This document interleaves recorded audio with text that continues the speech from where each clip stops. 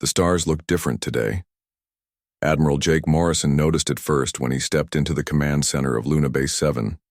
The distant points of light that had remained constant for his entire career now seemed to shift and dance in patterns that made his skin crawl.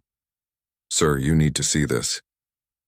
Lisa Grant's voice cut through the quiet hum of the monitoring station. She was their best communication specialist, and Jake had never heard that particular tone of worry in her voice before. Jake walked over to her console, his magnetic boots clicking against the metal floor of the lunar base. The screen showed readings that made no sense. Massive objects were moving through space at impossible speeds, heading directly toward their solar system. "How big are we talking about?" Jake asked, though he suspected he already knew the answer would be bad. "Each ship is roughly the size of Manhattan, sir. There are 12 of them in formation." Ben Parker looked up from his tactical station, his face pale. "They'll reach Earth's orbit in 6 hours. Jake stared at the screen. In his 30 years of military service, he had prepared for many things: wars between nations, asteroid impacts, solar flares. But he had never really believed this day would come. First contact with an alien species, and they were coming in warships. The largest ship in the alien fleet was a monster. Its hull was dark metal that seemed to absorb light, covered in spikes and weapon ports that could only mean one thing. These visitors had not come in peace. On board that flagship, Commander Vextar stood before a massive viewing screen that showed the small blue planet ahead. His reptilian features were set in what his species considered a smile, though humans would have found it terrifying. Sharp teeth gleamed in the dim light of the bridge, and his crystalline scales reflected the glow of the ship's controls. "Another primitive world to add to our collection," Vextar said to his second-in-command. "Their technology readings show they have barely left their home planet. This will be easy." The Zephyrian Collective had conquered 12 star systems in the past century. Each time the pattern was the same. They would arrive with overwhelming force, demand surrender, and watch as the native species either submitted immediately or tried to fight with weapons that were thousands of years behind Zephyrian technology. "Shall I begin the standard broadcast, Commander?" asked Lieutenant Kexra, her claws dancing over the communication controls. "Yes. Give them the usual message. Total surrender or complete destruction. They always choose surrender once they see what we can do." Back on Luna Base 7, alarms began ringing throughout the facility. Jake Morrison moved quickly to the main communication array, where Lisa was already working to decode an incoming transmission. "It's coming through on multiple frequencies," she reported. "They want to make sure we hear this." The message that filled the command center was spoken in perfect English, though the voice was clearly not human. It was cold, mechanical, and filled with absolute certainty. "Inhabitants of the third planet. You are now subjects of the Zephyrian Collective. You have one rotation of your planet to surrender all military forces and government structures. Any resistance will result in the complete elimination of your species. This is your only warning." The transmission ended, leaving the command center in complete silence. Jake looked around at his team. These were good people, trained professionals who had dedicated their lives to protecting Earth. But none of them had trained for this. "Ben, get me a direct line to Earth Defense Command. Priority Alpha." Jake's voice was steady, though his heart was racing. "Lisa, record everything these ships do. Every movement, every energy reading. If we're going to die today, let's at least leave some useful information behind." "Sir," Ben said quietly. "What are we going to tell them?" Jake thought about that for a moment. Earth had weapons, certainly. Nuclear missiles, particle beam satellites, fusion torpedoes. But against ships the size of cities, what could they possibly do? Any sane person would begin discussing surrender terms. Instead, Jake found himself thinking about his daughter back on Earth. She was 8 years old and loved to ask questions about everything. Last week, she had asked him why humans always tried to solve problems instead of just giving up. He had told her it was because giving up was boring, and humans hated being bored. "Tell them we want to see what these aliens can do," Jake said, finally. "If they're going to conquer us, they should at least put on a good show." 20 minutes later, President Katie Sullivan sat in the Situation Room beneath the White House, surrounded by generals, scientists, and advisors, who all looked like they had seen a ghost. The alien ultimatum had been clear, and Earth's military leaders were frantically calculating how long they might last in a fight. "Ma'am, we need to consider our options," said General Robert Hayes, chairman of the Joint Chiefs. "These ships are larger than anything we've ever built. Their technology is clearly far advanced beyond ours." President Sullivan looked at the tactical display showing the alien fleet. She had been expecting this conversation to be about surrender terms and evacuation plans. Instead, she found herself thinking about something her grandfather had told her when she was young. He had been a soldier in World War II, and he always said that the best way to deal with a bully was to show them you weren't afraid. "Dr. Amy Chen, what's your assessment?" the president asked the small woman sitting at the far end of the table.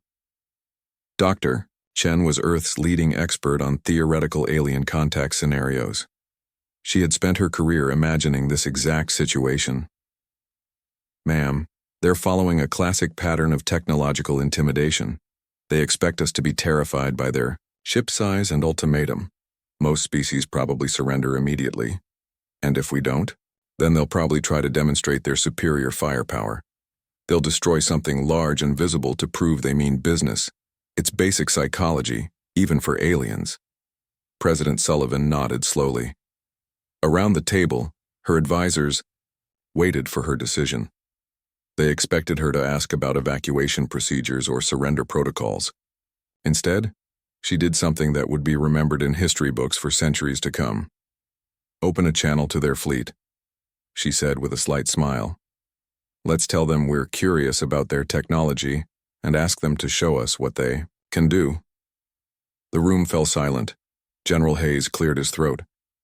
"Ma'am, are you sure that's wise?" "Probably not," President Sullivan admitted. "But it should be interesting." Commander Vextar stared at the response from Earth with complete confusion. In over 50 conquests, no species had ever asked to see their weapons demonstrated. They usually begged for mercy or tried to negotiate for more time. This was entirely new. "Commander, are you certain we translated their message correctly?" Lieutenant Kexra asked, her scales shifting color with uncertainty. "They seem to be curious about our capabilities." "Play it again," Vextar ordered. The human voice filled the bridge once more. President Katie Sullivan spoke with the calm tone of someone discussing the weather. "We appreciate the warning. Please proceed to demonstrate your capabilities. We're quite curious about your technology." Vextar's claws scraped against his command chair. This was wrong. Species were supposed to be terrified when they saw the Zephyrian fleet. They were supposed to surrender immediately or at least try to run away. They were not supposed to ask for a demonstration like they were watching some kind of entertainment. "Perhaps they do not understand the power we possess," suggested Commander Zekthar from the weapons station. "Some primitive species cannot comprehend true military might until they witness it. Then we will show them," Vextar decided. "Target their moon base. We will vaporize it completely. That should make them understand what they face." On Luna, Base 7 Admiral Jake Morrison watched the alien ships change formation. The largest vessel was turning toward them, and energy readings were spiking across all sensors. "Sir, they're charging some kind of massive weapon," Ben Parker reported from his station. "Power levels are off the charts. I think they're going to attack the base." Jake nodded calmly. "How long do we have?" "Based on their charging rate, maybe 30 minutes. More than enough time." Jake activated the base-wide communication system. "All personnel, this is Admiral Morrison. We are beginning immediate evacuation procedures. This is not a drill. All staff report to evacuation pods immediately. We have 30 minutes to clear the base."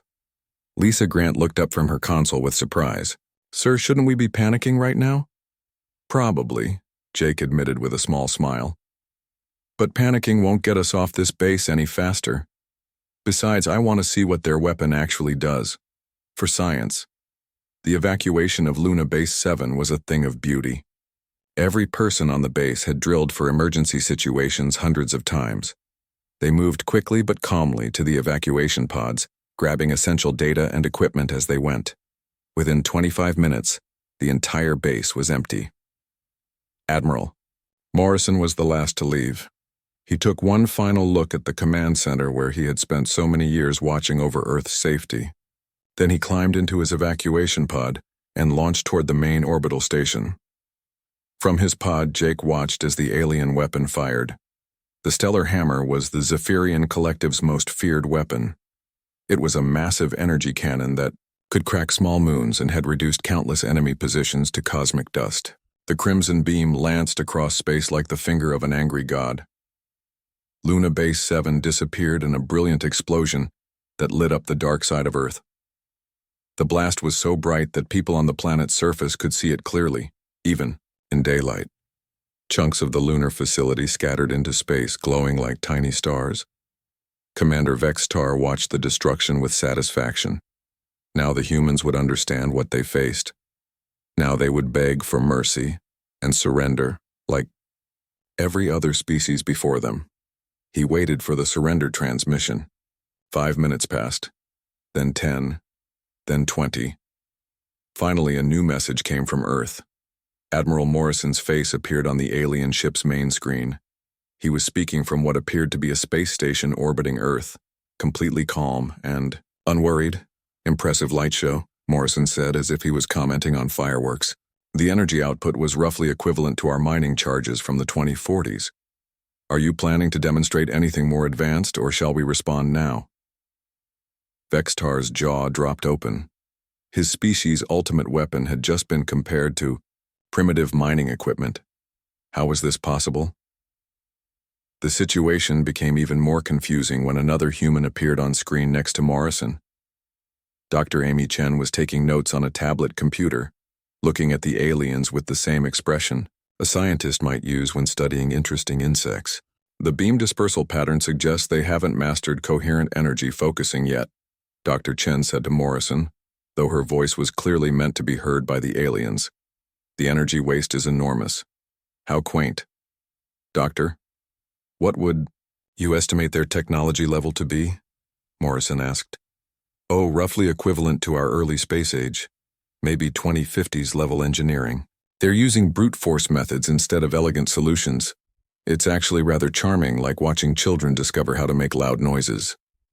On the Zephyrian bridge, every officer stared at the screen in shock. Lieutenant Kexra's scales had turned completely white, a sign of extreme stress in their species. "Commander," she whispered, "they just called our most powerful weapon charming." Vextar's mind raced. This was impossible.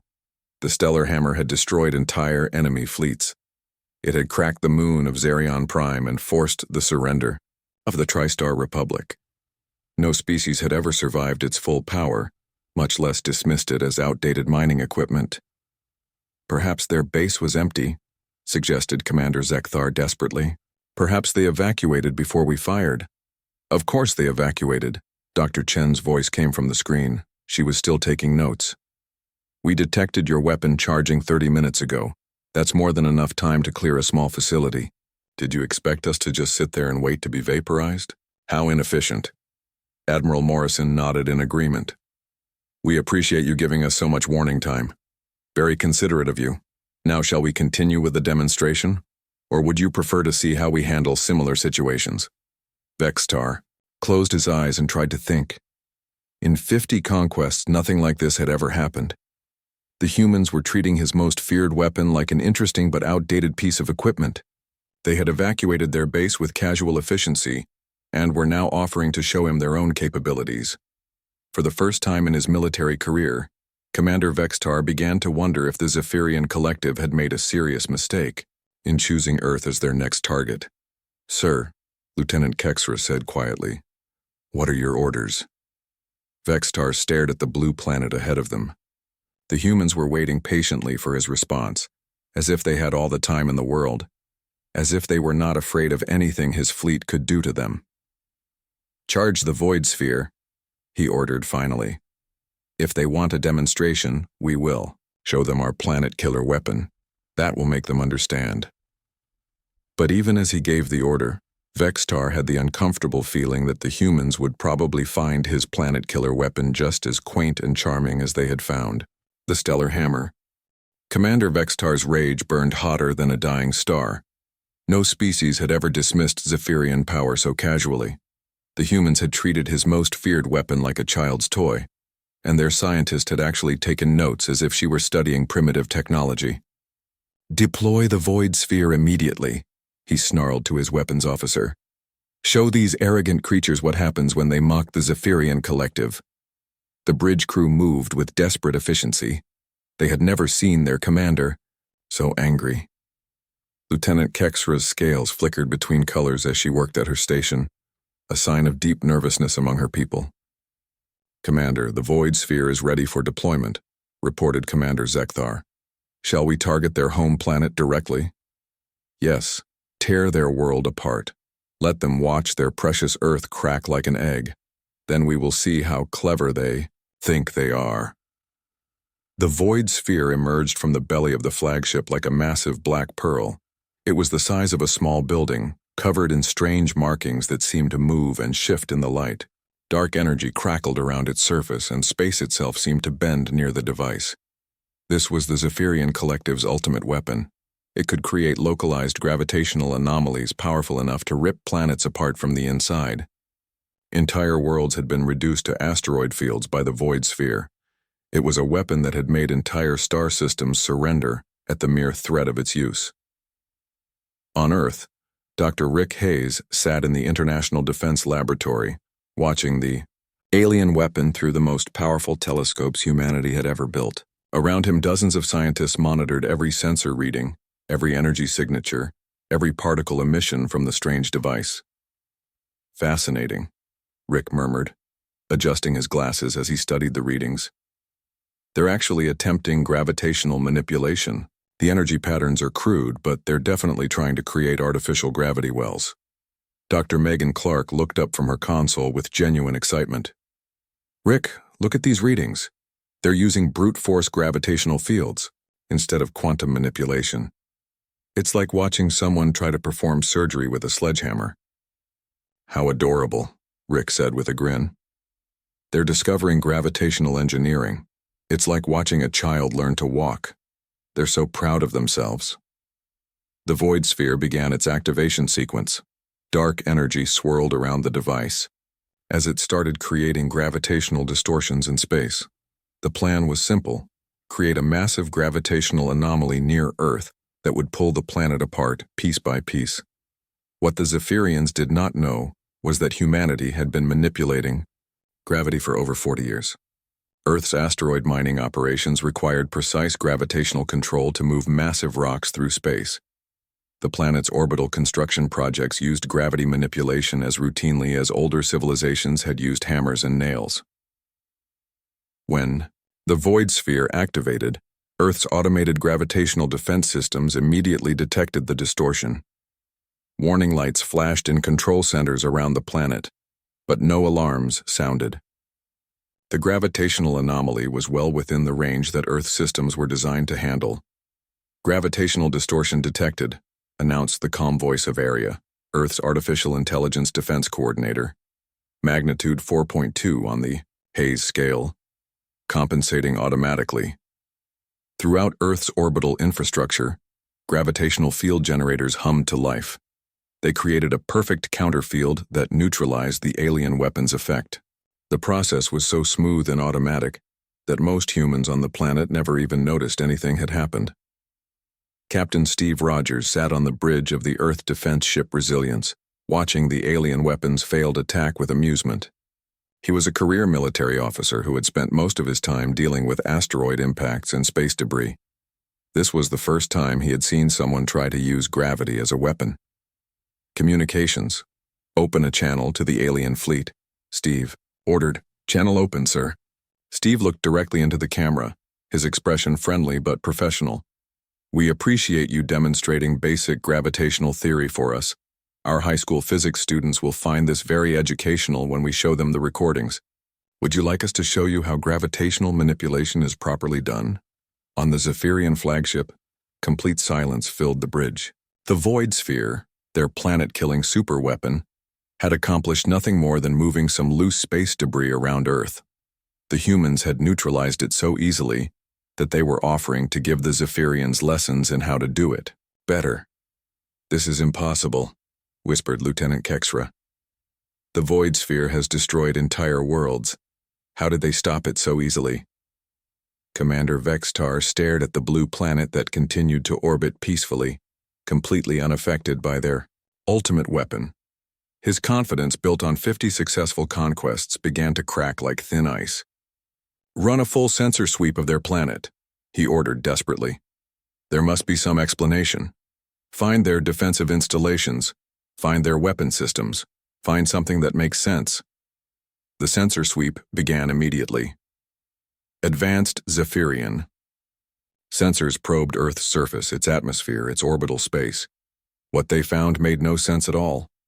"Commander," reported the sensor officer, his voice shaking, "we cannot identify their defensive systems. Their energy signatures are unlike anything in our databases. Whatever technology they are using, it operates on principles we do not understand." "Doctor," Megan Clark watched the alien sensor beam sweep across Earth's defenses. She turned to Rick Hayes with a puzzled expression. "They're using active scanning beams. Don't they know that's terribly inefficient? And those energy frequencies are so primitive. How do they even get useful data from sensors like that?" "I don't think they understand quantum sensor theory," Rick replied, making notes on his tablet. "They're still using brute force detection methods. No wonder they can't understand our equipment. It's like they're trying to examine a computer with a magnifying glass." The two scientists watched the continued alien sensor sweeps with the detached interest of researchers observing an interesting but outdated experiment. Back on the Zephyrian flagship, panic was beginning to set in among the crew. Their ultimate weapons had failed completely. Their most advanced sensors could not understand human technology. For the first time in the history of their species, the Zephyrian collective faced something beyond their comprehension. "Sir," Commander Zekthar said quietly, "what are your orders?" Vexatar stared at Earth through the main viewer. The planet looked so peaceful, so ordinary. Blue oceans, white clouds, green and brown continents. It looked like any of 100 worlds they had conquered before. But somehow, the beings living on that ordinary-looking planet had technology that made Zephyrian superweapons look like children's toys. "Prepare all remaining weapons," Vextar ordered finally. "If our planet killers cannot harm them, we will attack with everything we have at once. Surely they cannot defend against our entire fleet." But even as he gave the order, Vextar wondered if the humans would find their entire fleet just as quaint and educational as they had found everything else. President Katie Sullivan sat in the Situation Room, watching the reports from her military advisors with calm interest. The aliens had now used 2 of their most powerful weapons against Earth, and both had failed completely. It was time for humanity to respond. "Ma'am, they're preparing to fire everything they have at us," reported General Robert Hayes. "All 12 ships are charging weapons. Energy readings suggest they're going to attack with their entire fleet at once." "How long until they're ready to fire?" the President asked. "About 10 minutes, ma'am." President Sullivan nodded thoughtfully. Around the table, her advisors waited for her decision. Some expected her to order Earth's defenses to maximum readiness. Others thought she might finally consider negotiating with the aliens. None of them expected what she actually said. "I think it's time we gave them a gentle lesson," she said with a slight smile. "Admiral Morrison, please select one of our research vessels to provide a demonstration. Something mid-sized should do nicely." "Ma'am, are you sure a research ship is appropriate?" asked General Hayes. "These aliens have 12 warships." "Exactly," President Sullivan replied. "We don't want to seem like we're trying too hard." Admiral Jake Morrison, who had been observing from the orbital command station, received his orders with understanding. He had worked with President Sullivan long enough to appreciate her sense of proportion. If the aliens wanted to see human technology in action, they would get a demonstration they would never forget. "Captain Anderson, please report to communications," Morrison announced over the fleet channel. Captain Julie Anderson was having a quiet day aboard the Earth Defense Vessel Horizon. Her ship was officially classified as a research vessel, though it carried some of humanity's most advanced technology. She had been planning to spend the day running tests on their new quantum sensors when the alien crisis began. "Admiral Morrison on the line, Captain," reported her communications officer. "Julie, I need you to give our alien visitors a polite demonstration of human capabilities," Morrison said when she answered. "Nothing too dramatic, just enough to help them understand the situation." Captain Anderson looked out at the alien fleet through her ship's main viewer. 12 massive warships, each one larger than anything in Earth's fleet. Any reasonable person would be terrified by such overwhelming force. "Understood, Admiral. What level of demonstration did you have in mind?" "Something educational. Show them what actual technology looks like." The Horizon moved away from Earth's orbital platforms and approached the alien fleet. It was a beautiful ship, sleek and white, about the size of a large office building. Compared to the massive Zephyrian warships, it looked like a small boat, approaching a fleet of aircraft carriers. Commander Vextar watched the approaching human vessel with confusion and growing anger. After his superweapons had failed, he had expected the humans to deploy their most powerful warships. Instead, they were sending what appeared to be a small research craft. "This is an insult," he snarled. "They mock us by sending their weakest ship against our entire fleet." "Perhaps it carries a powerful weapon, Commander," suggested Lieutenant Kexra hopefully. "Then we will destroy it before it can fire. All ships, open fire on the human vessel. Show them what happens when they treat the Zephyrian collective with disrespect." 12 massive warships opened fire at once. The space around the Horizon lit up like a deadly fireworks display. Plasma cannons sent streams of superheated matter across the void. Particle beams cut through space with surgical precision. Fusion. Torpedoes exploded in brilliant flashes that could be seen from Earth's surface. The humans had never faced such concentrated firepower. No species in the galaxy could survive such an attack. The small research vessel should have been vaporized instantly. Instead, the Horizon's deflector shields shimmered briefly with a soft blue light, then stabilized. When the alien barrage ended, the ship was completely undamaged. Not even the paint was scratched. Captain Anderson opened a communication channel to her crew. "Well, that was interesting. Did anyone feel that?" "Barely registered on the shield monitors, Captain," reported her chief engineer. "Their weapons are putting out about as much energy as our old fusion reactors from the 2030s. Shall we show them what actual technology looks like?" asked Dr. Tony Martinez, the ship's science officer. "Please do, Doctor. Something gentle." Dr. Martinez activated the Horizon's reality adjustment drive. It was a device that most species would consider impossible, as it manipulated the fundamental forces of space and time at the quantum level. Humans had been using similar technology for orbital construction and deep space exploration for decades. The effect on the alien flagship was immediate and startling. The massive warship Dominion's Edge suddenly found itself turned inside out in four-dimensional space. The hull became the interior became the hull, and the crew found themselves floating in what used to be their engine room. Commander Vextar drifted upside down relative to what had been his command chair, staring in complete bewilderment at his bridge, which was now somehow surrounding him from the outside. His officers floated nearby, equally confused but unharmed. "What happened?" Lieutenant Kexra asked, her voice high with panic. "I believe we have been turned inside out," replied Commander Zekthar, who was trying to understand how he could see the outside of his own ship from the inside. Communications officer Lisa Brooks aboard the Horizon opened a channel to the confused aliens. "Don't worry, we'll put everything back when we're done talking. Think of it as a polite way of getting your attention." Captain Anderson appeared on the communication screen, looking perfectly comfortable while the alien commander floated helplessly in his transformed ship. "We've temporarily inverted your spatial coordinates," she explained in the same tone someone might use to describe a simple magic trick. "It's a basic application of four-dimensional geometry. We use similar techniques for construction projects and cargo transport," Dr. Martinez added helpfully. "The mathematical principle is quite simple once you understand quantum spatial mechanics. We can show you the equations if you're interested in learning." Commander Vexitar stared at the human captain with growing horror. His species' most advanced warship had been turned inside out like a piece of clothing, and the humans were offering to teach them the mathematics behind it. "This is impossible," he whispered. "Not at all," Captain Anderson replied cheerfully, "though I suppose it might seem that way if you haven't studied dimensional engineering. Most species figure it out eventually, once they advance beyond brute force solutions." The other 11 Zephyrian ships had stopped firing.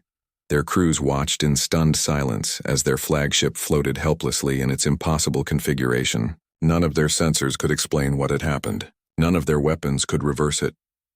For the first time in his military career, Commander Vextar realized that the Zephyrian Collective was not the most advanced species in the galaxy.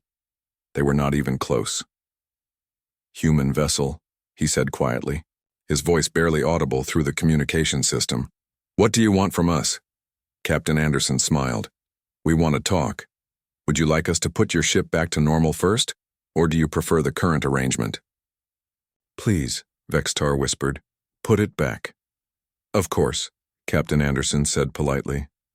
"Dr. Martinez, please restore their ship to normal space, and perhaps leave them something educational to study." The alien flagship returned to its proper configuration so smoothly that the crew barely felt the transition. But now their computers contained something new, the basic principles of dimensional engineering, enough to revolutionize their civilization, but not enough to pose any threat to humanity. Commander Vextar looked at the data streaming across his screens and finally understood the truth. The humans were not being arrogant or cruel. They were being patient with a species that was still learning to walk among the stars. The Zephyrian fleet hung motionless in space, 12 massive warships that suddenly seemed very small and primitive. Commander Vextar stared at the technical data flowing across his screens, mathematical equations that his species had never even imagined. The humans had casually given them scientific knowledge that would take his civilization centuries to develop on their own. "Commander," Lieutenant Kexra said quietly, "what are your orders?" Vextar looked at his officer. Her scales had turned a pale silver color, which among his people meant complete submission. Around the bridge, his entire crew showed the same coloration. They had all reached the same conclusion he had. The Zephyrian Collective was no match for humanity. "Open a channel to Earth," he said finally. "I wish to speak with their leaders." President Katie Sullivan appeared on the main screen of the alien flagship. She sat in what appeared to be a comfortable office, not a military command center. Behind her, through a large window, Vextar could see the blue sky and green trees of Earth. It looked peaceful and ordinary, nothing like the fortress world he had expected. "Commander Vextar," President Sullivan said with a polite smile, "I hope Captain Anderson's demonstration was educational." "Your species," Vextar began, then stopped. He had planned to demand explanations, to threaten consequences, to maintain some dignity for his people. Instead, he found himself asking the question that had been burning in his mind since the first human response. "How long have you possessed such technology?" "Which technology specifically?" asked Dr. Amy Chen, who appeared next to the president. She was still carrying her tablet, still taking notes like a scientist studying interesting specimens. In the spatial manipulation, the gravitational control, the energy shields that render our weapons useless. Dr. Chen looked thoughtful. "We developed basic gravitational engineering about 60 years ago. Spatial manipulation came along about 40 years after that. The shield technology is much newer, maybe 20 years old. Although I suppose our definition of new might be different from yours." Vextar felt something inside him break. Technologies that his species considered impossible, humans had been using casually for decades. "How many worlds have you conquered with such power?" President Sullivan looked genuinely puzzled by the question. "Conquered?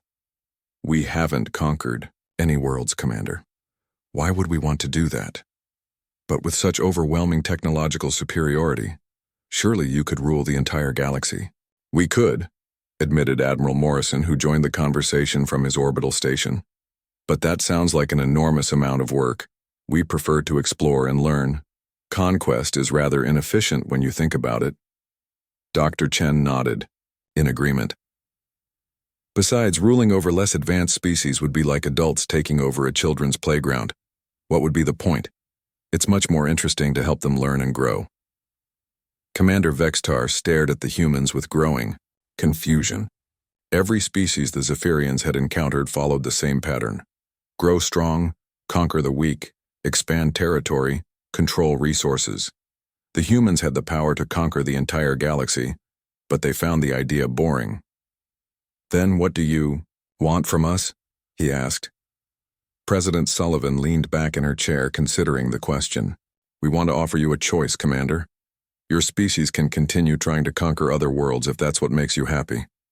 But we'll be sharing our defensive technologies with any species that asks nicely. Defensive technologies? Vextar repeated. Nothing too advanced, Dr. Chen said reassuringly. Just enough to protect themselves from weapons like yours. Basic gravitational shields, simple energy deflectors, maybe some early warning systems. Think of it as a public service. Admiral Morrison added, We've already sent the technical specifications to about 40 different worlds in this region of space. By next month, most of the species you've been threatening will be able to defend themselves quite easily. The implications hit Vextar like a physical blow. In a single conversation, the humans had made the Zephyrian collective's entire military strategy obsolete. Every species they had planned to conquer would soon have defenses that could stop Zephyrian weapons. You are ending our expansion, he said. We're encouraging you to find a new hobby, President Sullivan corrected gently. Conquest is so last millennium. Have you considered exploration, scientific research, art and culture? There are many more interesting things to do in the galaxy than bullying your neighbors. Captain Anderson's voice joined the conversation from the research vessel Horizon. Your ships are actually quite well designed for exploration. With a few modifications, they could make excellent deep space research platforms. We'd be happy to share some upgrade suggestions. Dr. Martinez appeared next to Captain Anderson. The mathematical principles we've shared with you should keep your scientists busy for several decades. Once you understand dimensional engineering, the galaxy becomes a much more interesting place. Commander Vextar looked around his bridge at his officers. They were all listening to this conversation with the same expression of stunned disbelief. The humans were treating the Zephyrian collective like students who had been caught misbehaving in school. And if we refuse? He asked. If we continue our expansion attempts? President Sullivan's expression didn't change, but something in her eyes became very serious. Then you'll find that conquest becomes increasingly difficult. Every species you approach will have defenses you can't overcome. Eventually, you'll have to find something else to do anyway. Admiral Morrison added, We won't hurt you, Commander. We're not interested in revenge or punishment, but we also won't let you hurt other species. Think of us as the galaxy's teachers. We're here to help everyone learn and grow. Dr. Chen looked up from her tablet with sudden enthusiasm. Actually, your species has some fascinating biological adaptations. Your crystalline scales appear to have natural electromagnetic properties. Have you ever considered applying that to communications technology? You could develop some remarkable innovations.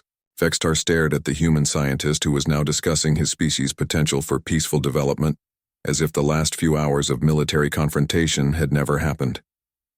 The humans had defeated his entire fleet without firing a single shot in anger, and now they wanted to help his people become better scientists. I need time to think, he said finally. Of course, President Sullivan replied. Take all the time you need, we're not going anywhere. When you're ready to talk about peaceful cooperation, just send us a message. The communication ended, leaving the Zephyrian bridge in complete silence. Commander Vextar looked at the technical data still flowing across his screens. Mathematics that could revolutionize his civilization. Scientific principles that opened doors to wonders he had never imagined. Sir, Lieutenant Kexra asked quietly, what are your orders? Vextar thought about his options. He could try to continue the Zephyrian expansion, knowing that every future target would have defenses his weapons couldn't penetrate. He could return home in defeat and face the shame of his people. Or he could do something that no Zephyrian commander had ever done before. He could try to learn. Set course for the outer rim, he ordered finally. We're going to explore some uninhabited systems and test these new mathematical principles. It's time the Zephyrian Collective learned what the galaxy really has to offer. As his fleet turned away from Earth, Vextar looked back at the small blue planet one last time. The humans had given his people a gift more valuable than any conquest, the knowledge that there was more to existence than domination. Behind them, Earth continued its peaceful orbit around its star, and humanity went back to the far more interesting work of exploring the infinite mysteries of the universe.